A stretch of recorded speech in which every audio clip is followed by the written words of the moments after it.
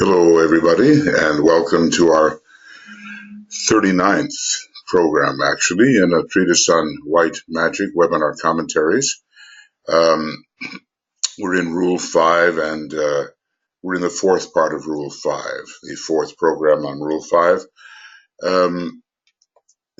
We've been talking about the approach to the ashram and whether this is recognized in the life of the approaching disciple or not, and how he is supervised by an internal disciple, even though he doesn't realize that this is going on.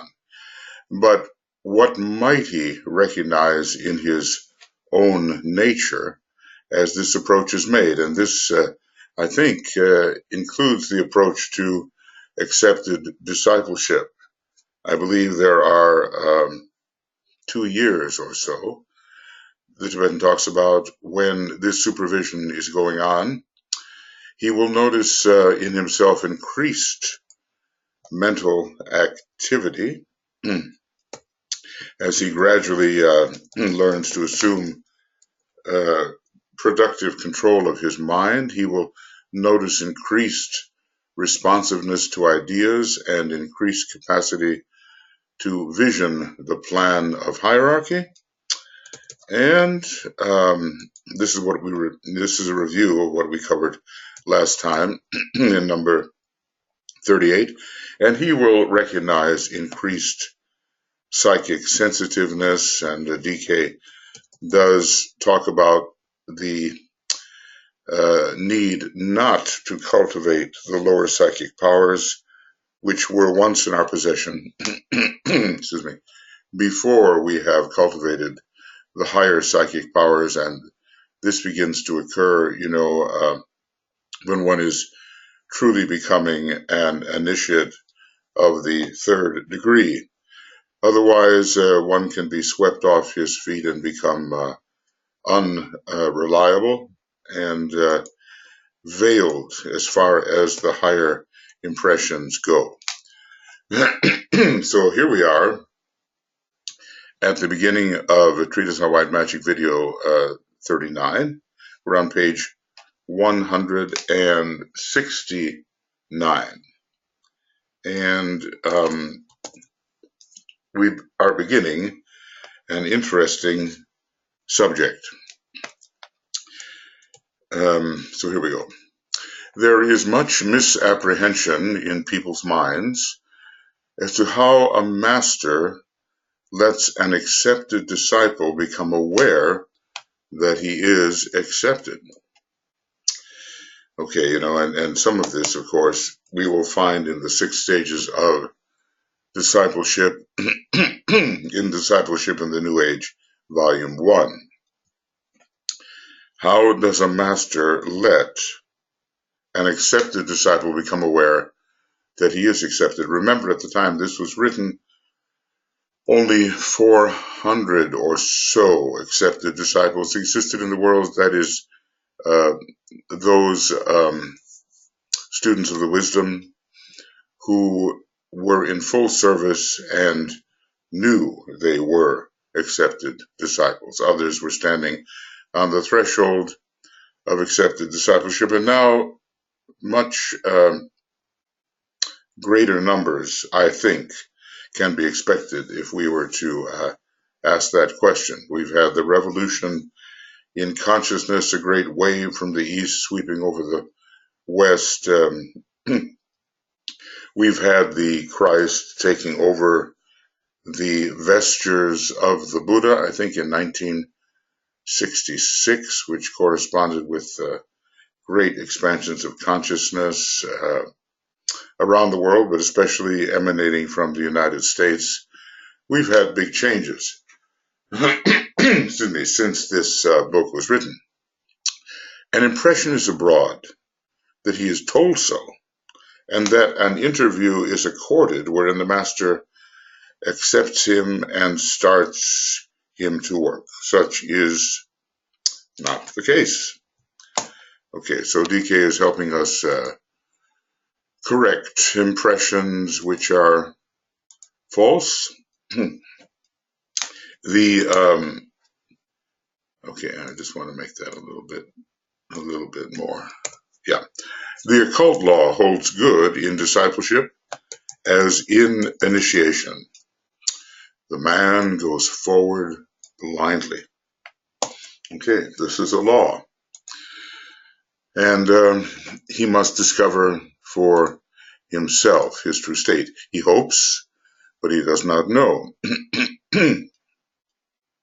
He expects that it may be so, but no tangible assurance is given. From a study of himself and of the requirements, he arrives at the conclusion that perhaps he has reached the status of accepted disciple. He therefore acts on that assumption, and with care he watches his acts, guards his words, and controls his thought so that no overt act, unnecessary word, or unkind thought will break the rhythm which he believes he has set up. So this is the condition in which he finds himself, and no one comes to tell him you are an accepted disciple. Now, DK does give such things as the evidences in the Adina 1 book on the 6 stages of discipleship. You know, there might be a dream experience, there might be an experience in meditation, there might be an interview in the master's ashram. Various evidences may confirm for the individual that he has reached this point, but he has to act accordingly. He has to act as if. If he evaluates the requirements and believes he has reached those requirements or fulfilled them, then he proceeds to act as if this stage has in fact been reached, and then further confirmation will come. He hopes, but he does not know. He expects that it may be so, but no tangible assurance is given. From a study of himself and of the requirements, he arrives at the conclusion that perhaps he has reached the status of accepted disciple. He therefore acts on that assumption, and with care. He watches his acts, guards his words, and controls his thoughts, so that no overt act or unnecessary word or unkind thought will break the rhythm that he believes has been set up. He proceeds with his work, but intensifies his meditation. He searches his motives. He seeks to equip his mental body. He sets before himself the ideal of service and seeks ever to serve. And then, when he is so engrossed in the work on hand that he has forgotten himself, suddenly one day he will see the one who has for so long seen him. Well, the method is clear, is it not? The method is clear. And maybe, some of us find ourselves in this situation, and we've been told what to do. What to do.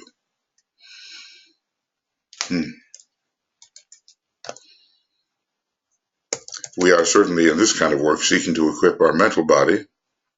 We have before us always the ideal of service, and to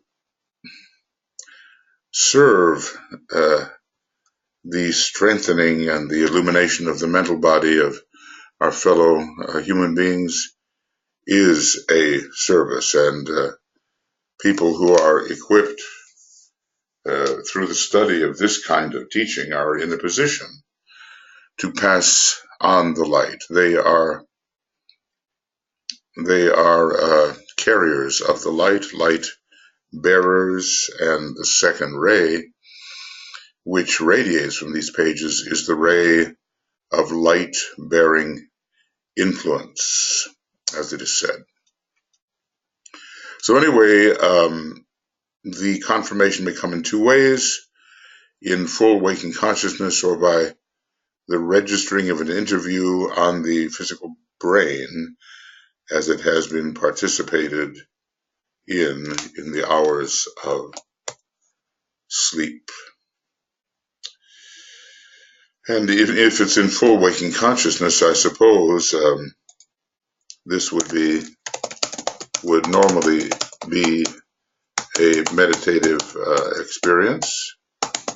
We don't all, like Alice Bailey, of course she didn't anticipate it, but we do not expect that, as happened for her, Master KH or one of the other masters will walk into a room where she was alone and consult with her about her discipleship and possible usefulness. Even then, though, he was saying there's a few things you have to take care of in your character. And what would he say to us? What would he say to us? Obviously, there are still a few things we all have to take care of in our character. And even though focus on character is not the main goal of discipleship, especially accepted discipleship, perhaps for the probationary path it is a major focus, yet nevertheless, improvement of the character can never be ignored when the opportunity to do so arises, or when there is recognition of the need to do so, then opportunity will arise. But accompanying this recognition of the event by the disciples will come certain other recognitions. Now, let's see.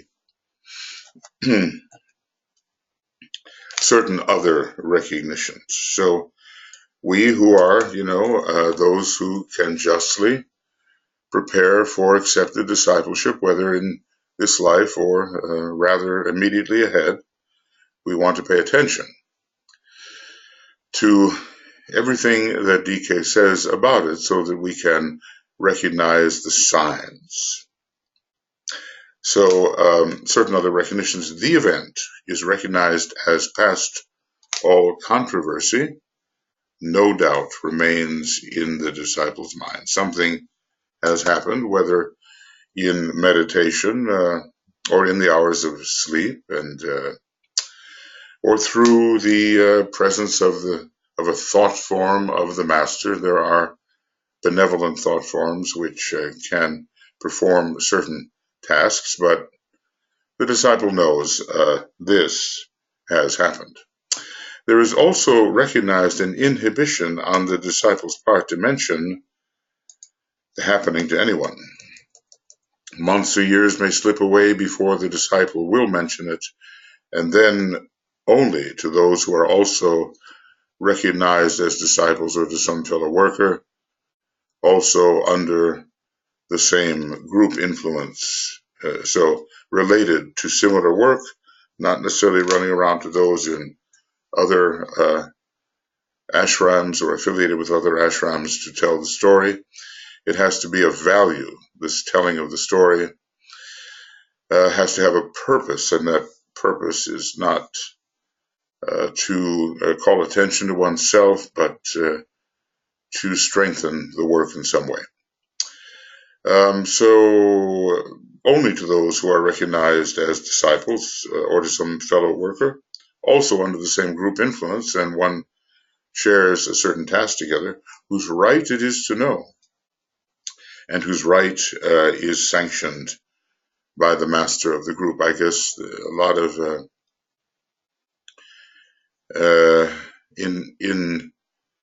intuition is needed to see to whom one might be able to share this kind of event. I suppose to clarify the nature of the event and to prove that in fact it does happen is of value, or perhaps to compare events with someone for whom it has occurred. These are rather, well, they are inner events, but they do occur, and they are the evidence of a certain state of responsibility. I'm remembering Mary Bailey in the office. She, in speaking of who did what and who was to do what in that office situation, group situation,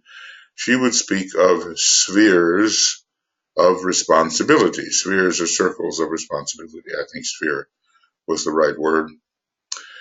And it became clear that this was an impersonal matter and not something which indicated a focus upon hierarchical status, as is so often the case with external hierarchies. So let's just say that what we say, let's see, up here, no doubt that it has occurred. Oh, how about spelling, huh? And here, the idea of discretion. Certain factors governing the master's relation to the disciple are gradually recognized and begin to govern the disciple's life. So we're talking about accepted discipleship.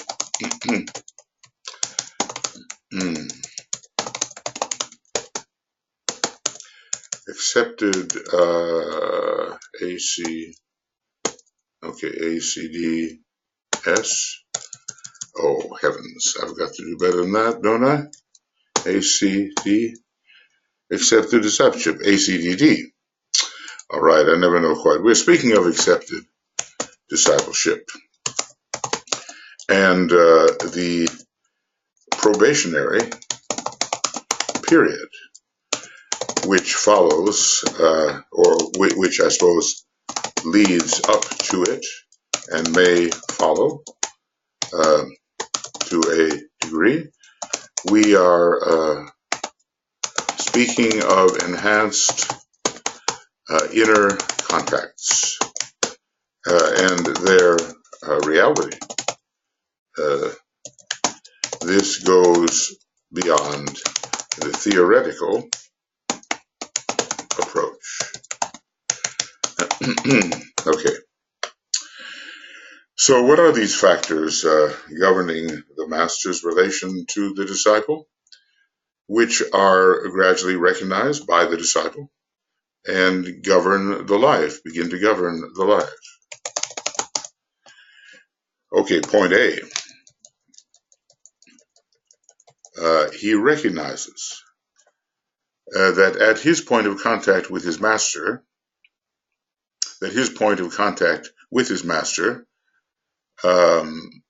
points of contact, are governed by group emergency and need and deal with group service. It's not about an individual relationship for its own sake, right?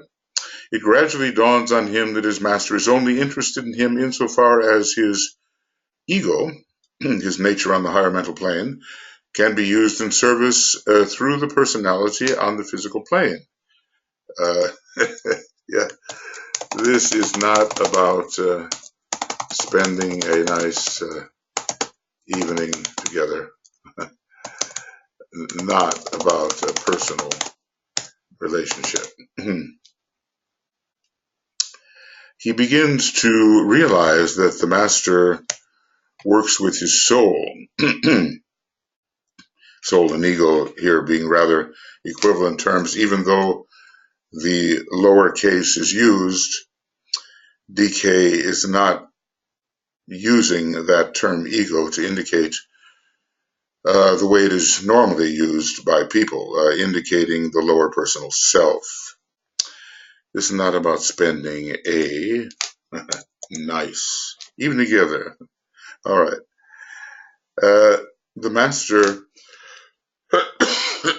excuse me, works with his soul or ego, and therefore it is his ego which is en rapport with the master and not the personal self. So we would say it has to be in the right meditative state before true contact with the master becomes possible, and such contact is not the overriding objective anyway.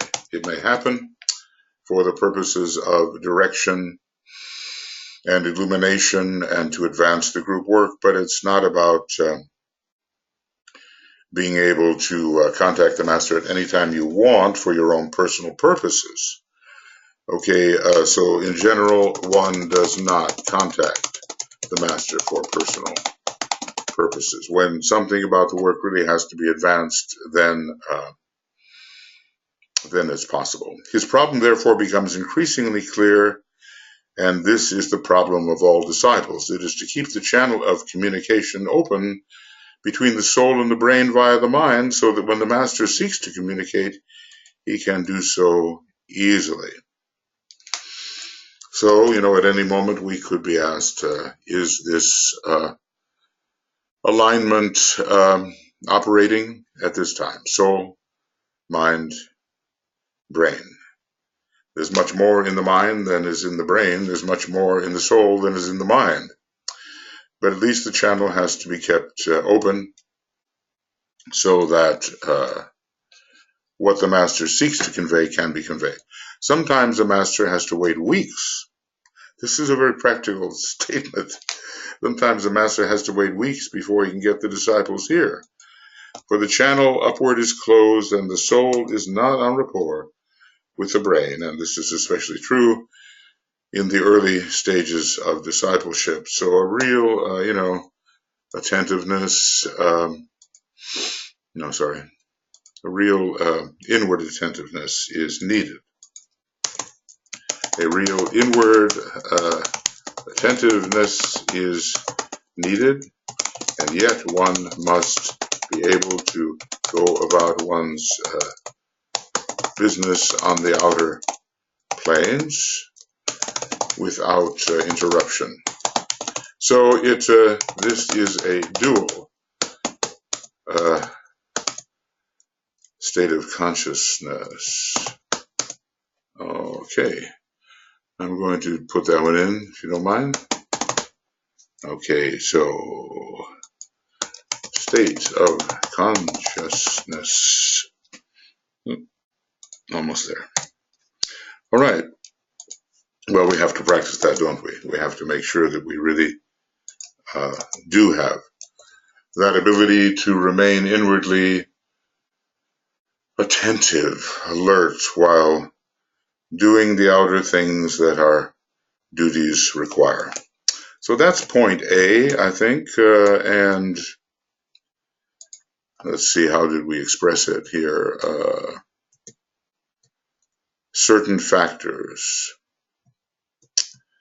certain recognitions, no doubt, discretion, and in this case, factors are being discussed, which are gradually recognized.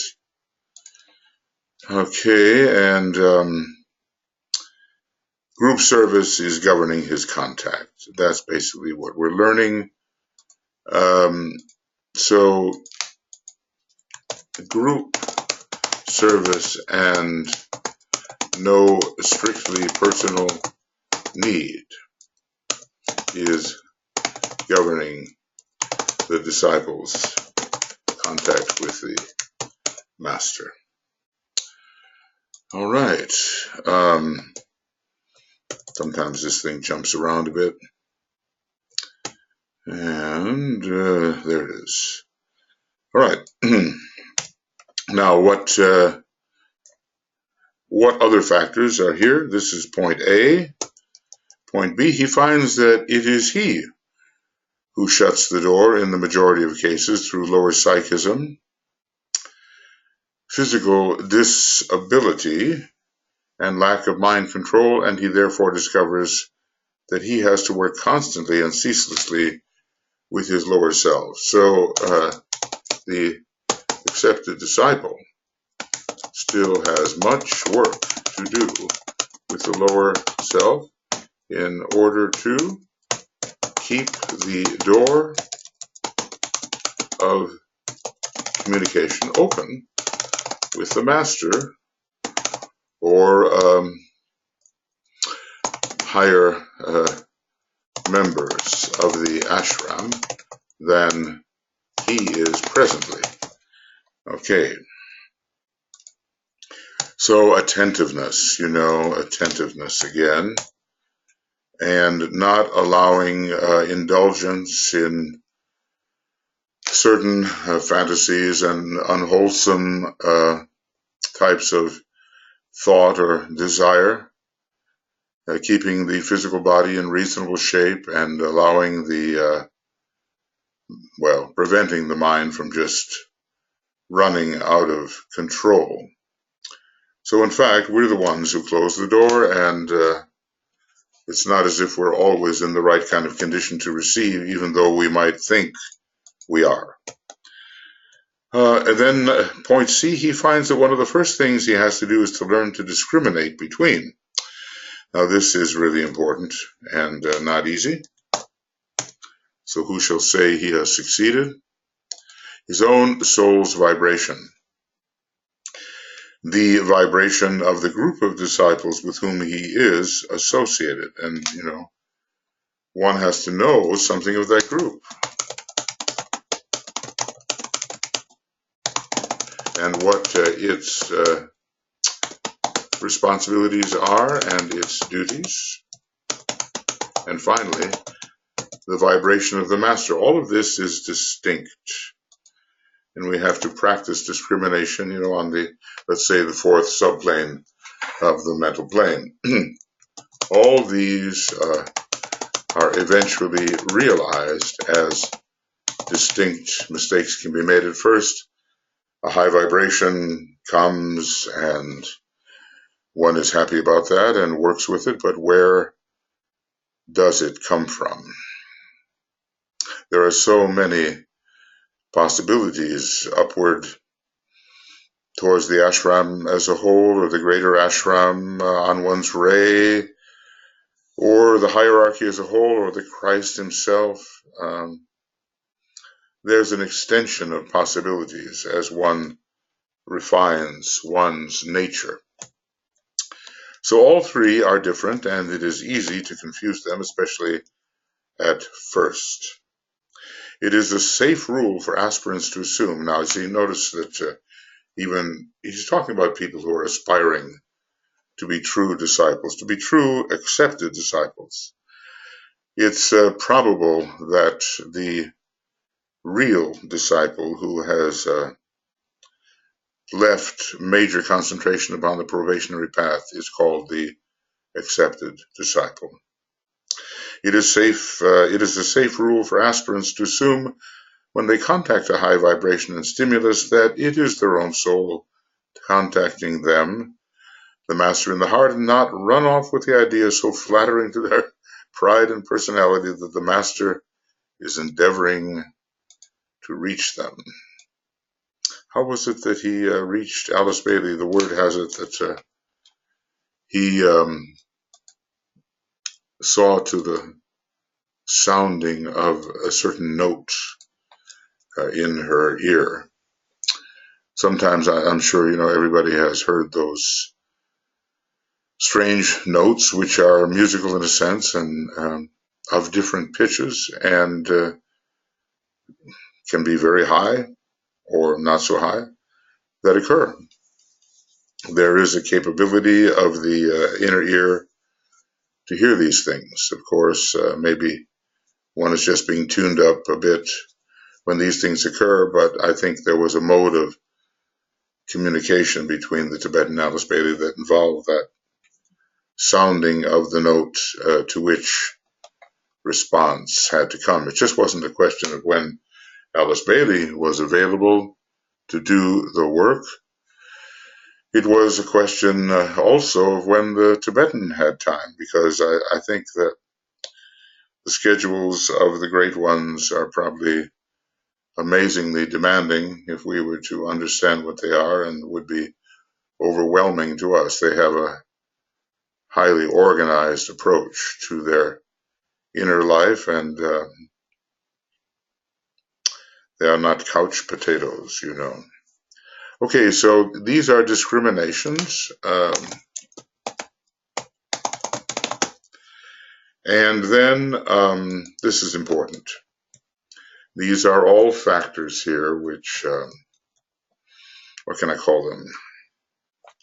Factors of relationship, let's just call this factors involved in the relationship between the chela and the master. That's what this section is all about, and it's about group service, not personal contact. He is the one who shuts the door through various debilities. That is recognized, and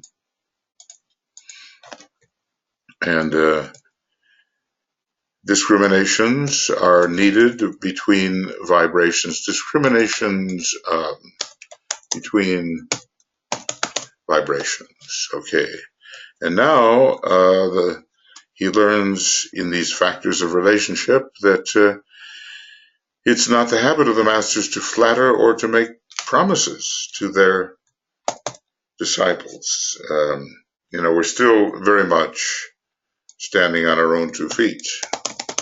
We are still very much standing on our own 2 feet. The masters want to make masters of us, and that means that we have to master many factors which before remained unmastered. This is hard work. We must sensitize, subdue and sensitize the lower instruments so the necessary contact is never lost. So nothing of the lower ego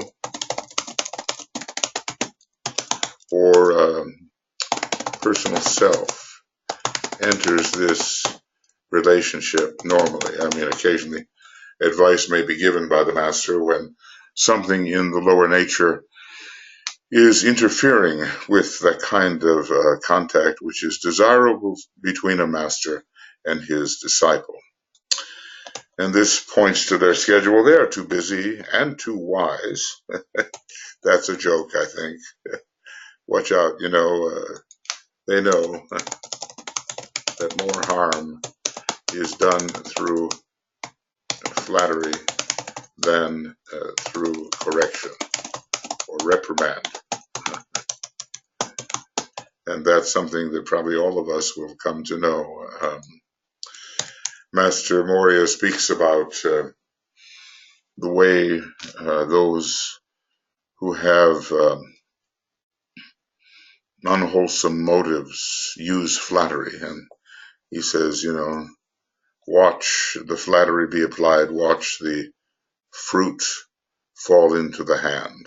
People respond so much to the kind words and perhaps don't see the harmful motive behind them. So much discrimination and vibratory recognition is needed in this business of discipleship training. So they're not going to flatter. They're too busy and too wise, nor do they trouble themselves to tell their disciples that they are destined for high office. I knew of a group where this was so, and probably the Theosophical Society had its fair share of promises of great elevation. Okay, nor do they bother, do they trouble themselves to tell their disciples that they, the disciples, are destined for high office, or that they are their intermediaries and that the hierarchy is depending upon them. You know, all of this flatters the lower personal self. Let's say all such promises and such speech would flatter lower personal self, and blocking real progress. Ambition, is the sixth head of the Hydra. Love of power, it's all the same. And the self-sufficiency, which characterizes many mental types, test out the struggling aspirant, and he gets from his personality all that he needs in that line. Well, these are tests, and at the third pedal, at the sixth pedal, at the ninth pedal, there's always going to be some heightening sacrifice required, and some detachment from the lower personal self will be affected or effected if things go properly. Ambition of the love of power, sixth pedal, sixth head of the Hydra, really. And it's often found in the fifth pedal, but by the time we're into the sixth pedal, we are sacrificially relinquishing that. It's like the effect of the energy of the sign Virgo, which corrects many of the bombastic tendencies of the Leo energy, quite rampant in the early part of fifth ray unfoldment. I guess we can look at a number of politicians and see them going through this, and other directors. Ambition, love of power, and the self-sufficiency, which characterizes many mental types, test out the struggling aspirant. It's not a bad thing, self-sufficiency, but does this self-sufficiency support the divine plan, or does it repel the word of the soul? And that's world of the soul. So I'll call that word of the soul. And he gets from his personality all that he needs in that line, if he really needs it. These qualities delude him and lead him astray, forcing him onto a pedestal from which he must descend. Well, a number of leaders in the world,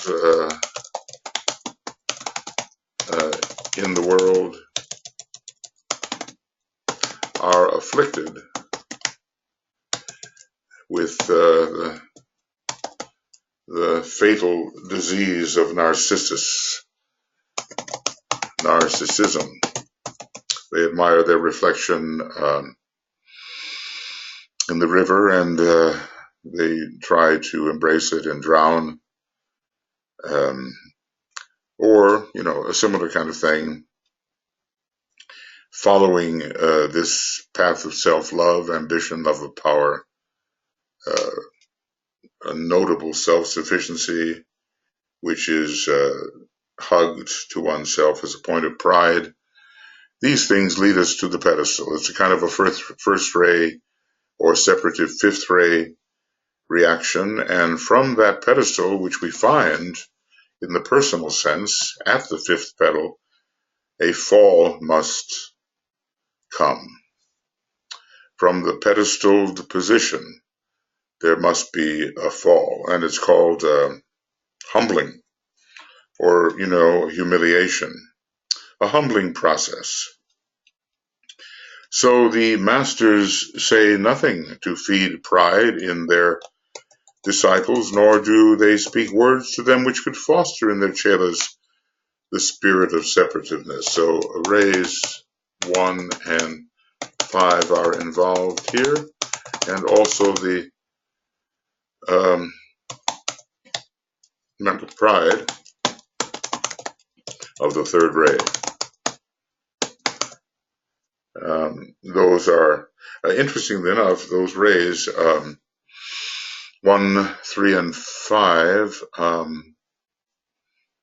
were pointed out by DK as related to the mentality of Germany. It was kind of a fascistic model. I forget the exact word that he used. It was an interesting word, and I think it was in relation to a disciple who didn't really continue because she was so hard. She had get this, a first-rate soul, a fifth-rate personality, and a third-rate mind. And he used an appropriate word, and I can't think of it right now, but it was a word yes, Prussian. Prussian. These are the Prussian rays, and we know that Prussia was an area in Germany where the kind of overbearing attitude that we associate with some Germans, maybe 100 years ago or a little less. That was the area where that attitude was especially cultivated.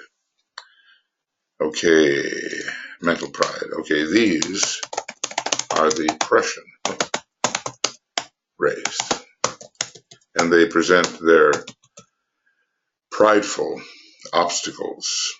So, the Tibetan's thought form, one of his thought forms, the one that was causing so much trouble, were giving forth, as I said earlier, good words of mediocre cheer and encouragement.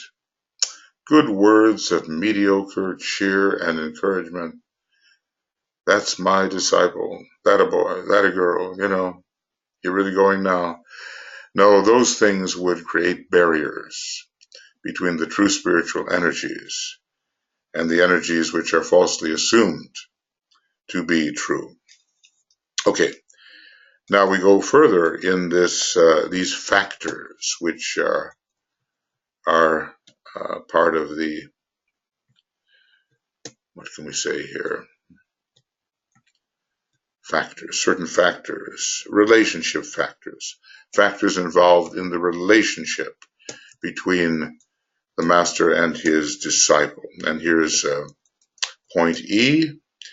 The disciple soon finds also that masters are not easily accessible.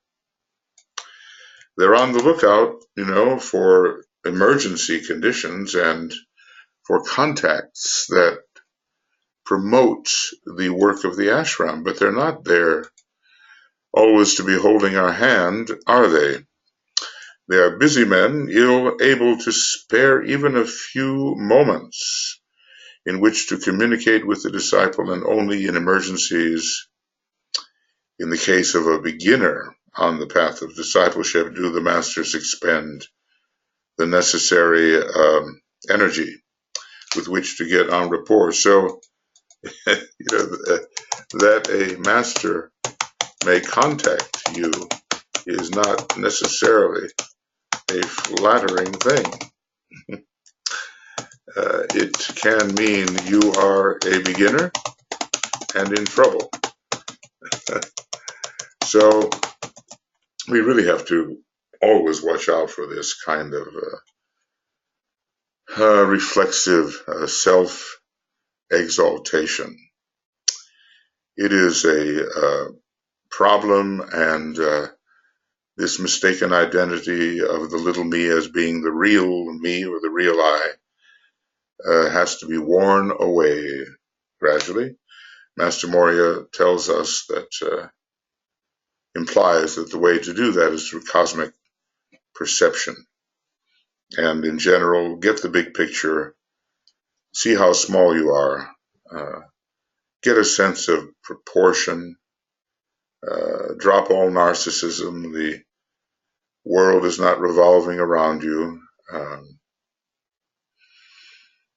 and you have to begin to shrink to become a tiny point in the field of your consciousness and not take up all that space in the field, crowding out other things that are more important, such as the whole group project and the plan's destiny for humanity. If we're all too self-important, we're not going to see things in proportion. This is an interesting Leo and Libra problem. The sun of egotism falls in Libra, and it corrects the egotistical Leo response. In the beginning, Leo later can be the source of what DK heights of service. Heights of service are reached in Leo and Aquarius, but in the beginning, egotism is a problem, and the sun is the lower ego or the lower personal self, and it falls in Libra, where a sense of proportion is given. And DK interestingly discusses the reversal of the wheel and the kind of horoscopic indications which tell us that this might be a possibility, and Leo and Libra are involved in the horoscope. Maybe Sun in Leo and Libra rising, something like that. And that would help with the reversing of the direction of the energy so that they do not emphasize the personality. The real meaning of the reverse wheel has to do with the direction and elevation of energy currents within the etheric body of man or of any system in which that reversal has to occur. With old and tried disciples, and I almost use the word tired, with old and tried disciples, the contacts are more frequent, being more easily achieved, and bearing more rapid results, but the disciple doesn't want to take the master's time. The old and tried disciple does not want to bother the master with his own relatively unimportant problems. So even though it's easier to get through, there's every effort made to avoid importuning the master overmuch, just as DK tells us to avoid importuning our solar angel overmuch, as it has its own required duties regarding higher telepathy and such things. It should be remembered, however, says the Tibetan, that the newer the disciple, the more he demands attention and considers he should have it. I don't know, somehow, to me, there's an undercurrent of dry humor in all this, unless it's because I can just say to myself, this I have seen. The older and more experienced servers seek to fulfill their obligations and carry forward their work with as little contact with the master as may be possible. I remember, I don't know, taught me a lesson in retrospect. I was pretty good in math and in geometry and things like that, but somehow I thought that it was a good thing to come in early to talk to the teacher, who always made herself available at an early hour for students who had difficulty with this or that. And I wasn't having difficulty. I just showed up and liked talking to the teacher. And now I realize, well, I hope I wasn't blocking out others who needed the help more than I did.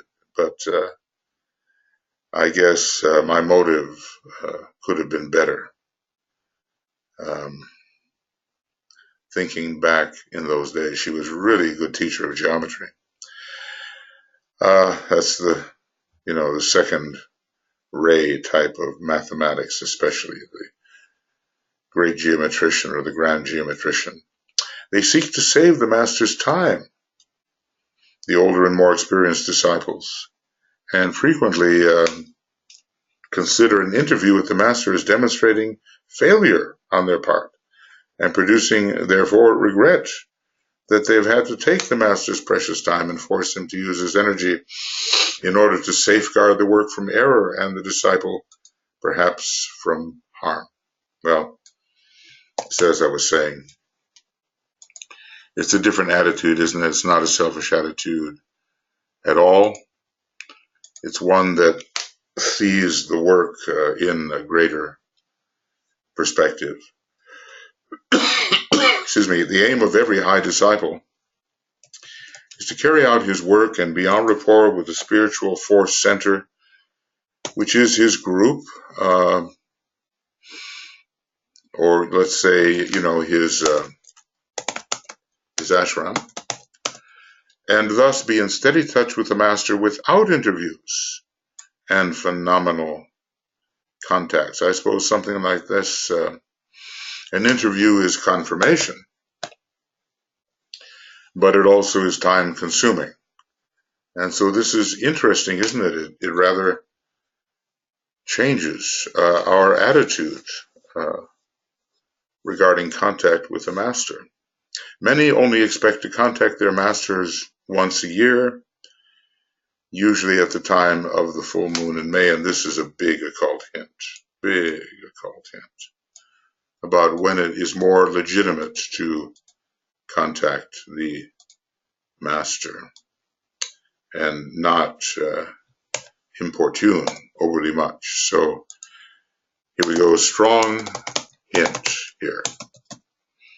And really, as the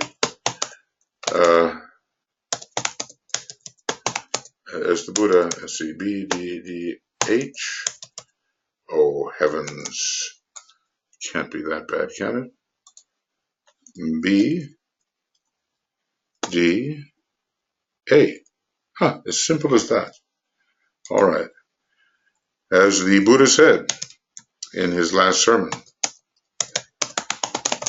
and I repeat it often, don't I? In his last sermon, something we all have to understand, rely upon your, and I'm going to capitalize it, rely upon yourself.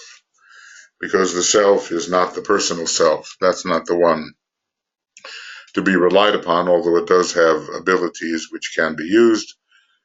But the higher self, which has the answers and which can direct. The higher self has the answers and can direct the personality. So it's pretty down to earth, isn't it? The Buddha tells us to rely upon ourselves, and it's a good sign, I'm sure. When the masters see that happening, it's a good sign. They consider it a good sign because we're getting one more disciple who can stand on his own 2 feet.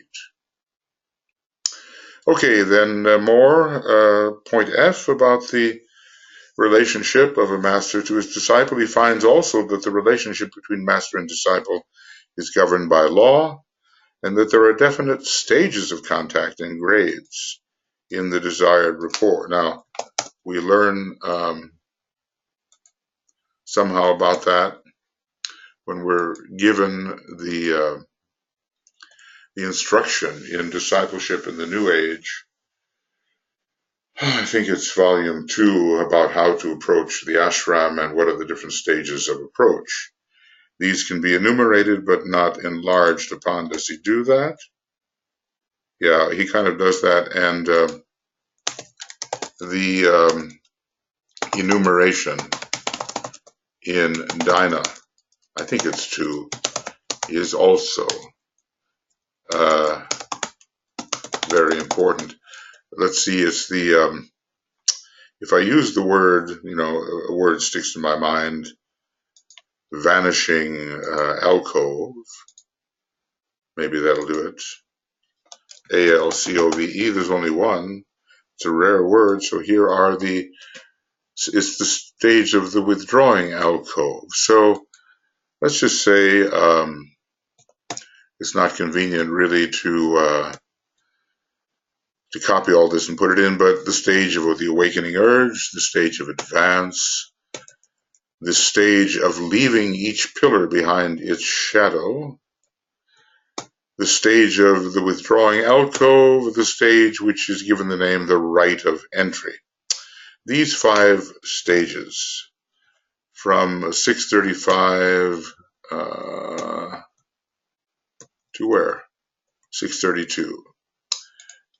So note in Dina 2, pages, if I put 2 P's, what will happen? Oh, that'll be all right. 632 to 635.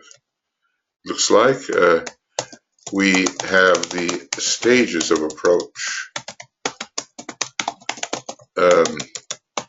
into the ashram.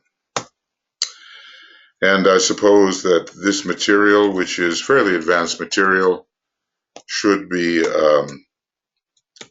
also discussed in relationship to what's given here.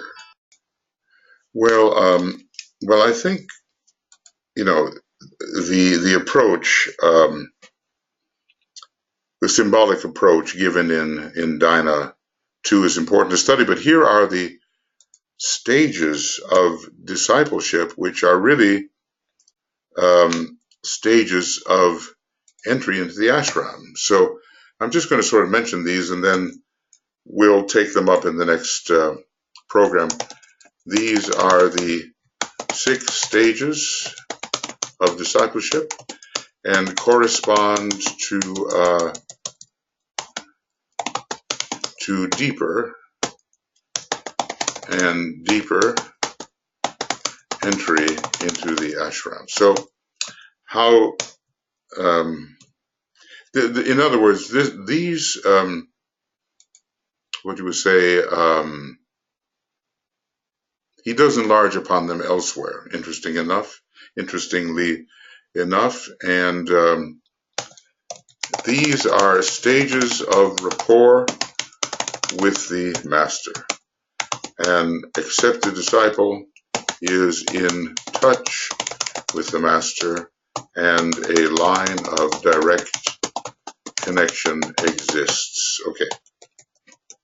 So just to mention these, the stage wherein the disciple is contacted by the master through another chela on the physical plane. This is little chela ship. It's connected with the first initiation. The stage wherein a higher disciple directs the chela from egoic level, the egoic level, of the higher mental plane, and this is called the chela in the light.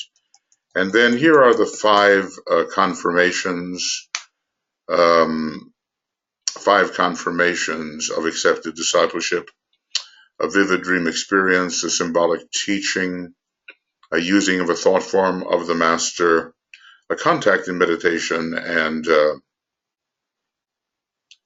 a definite remembered interview in the master's ashram. And this last one is definitely the stage of accepted discipleship. As a matter of fact, I'll read this, but then we will go over it next time. Number 4, the stage wherein, having shown his wisdom and work and his appreciation of the master's problem, the disciple is taught how, in emergencies, to attract the master's attention and thus draw on his strength and knowledge and advice. And this is an instantaneous happening and practically takes none of the master's time. This stage has the peculiar name of a chela on the thread, or sutratma. I guess there's more to the thread than the sutratma, but it's a triple thread, but still chela on the thread. 5, the stage wherein he is permitted to know the method whereby he may set up vibration and a call which will entitle him to an interview with the master. This is only permitted to those trusted chelas who can be depended upon not to use the knowledge for anything except the need of the work. No personality, reason, or distress would prompt them to use it. At this stage, the disciple is called the one within the aura. And finally, number 6, the stage wherein the disciple can get the master's ear at any time. He is in close touch always. This is the stage wherein a chela is definitely prepared for an immediate initiation, or having taken initiation is being given specialized work to do in collaboration with his, well, why is that blank? Is there a mistake here? Maybe ashram master. At this stage, he is described as one within his master's heart, and a later stage comes, one of identification. So let's just, I think the thing for us to do here is, having read these, to say that this will be the end of a treatise on white magic video commentary number 39, and it's 5.4, page 169 to, how far should we go? Let's say 172.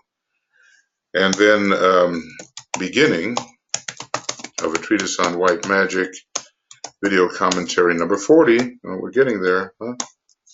It will be 5.5, and we'll start with 172, almost into 173, and go on.